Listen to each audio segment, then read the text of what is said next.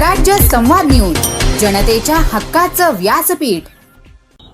काल रोजी आमच्याकडे ज्ञानेश्वर महादेव वीर हे मुख्य व्यवस्थापक आहे ज्ञानेश्वर माऊली समाधी संस्थानाचे यांची आमच्याकडे काल सायंकाळी तक्रार प्राप्त झाली। त्यांच्या तक्रारी अनुषंगाने आळंदी पोलीस स्टेशनला गुन्हा दाखल करण्यात आलेला आहे।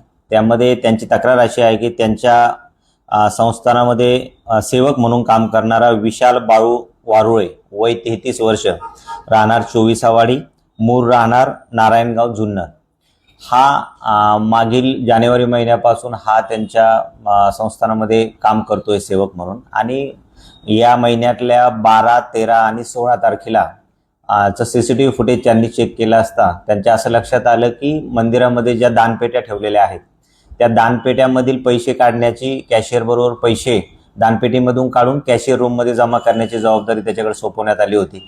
आणि त्याने त्या दानपेटीमधून पैसे काढत असताना त्यातील काही पैसे हा त्याच्याबरोबर असलेल्या थैलीमध्ये तो टाकून ते लपवून तो घेऊन जात होता आणि कॅशियर रूममध्ये लपवून ठेवून घरी जाताना ते पैसे घेऊन जात असल्याचं त्यांना CCTV फुटेजमध्ये दिसून आलं होतं। सदरचं CCTV फुटेज त्यांनी बघितल्यानंतर पोलीस स्टेशनला तक्रार दिली। त्यावरून आळंदी पोलीस स्टेशनला सदर सेवकाविरुद्ध गुन्हा दाखल करण्यात आला होता।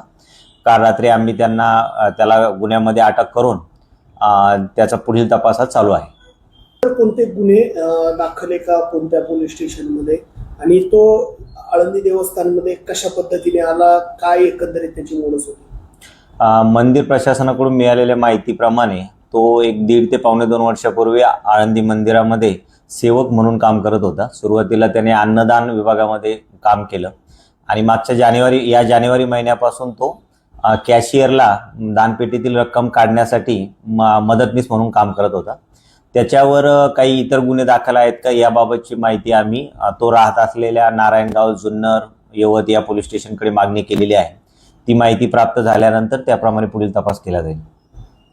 त्याच्याकडे किती रक्कम आढळून आली? कारण प्रथम 15,000 दिसून येते, नक्की किती रक्कम त्याच्याकडे आढळून आलेली आहे आणि अजून तपासात कोणत्या कोणत्या गोष्टी पुढे येणं गरजेचं आहे?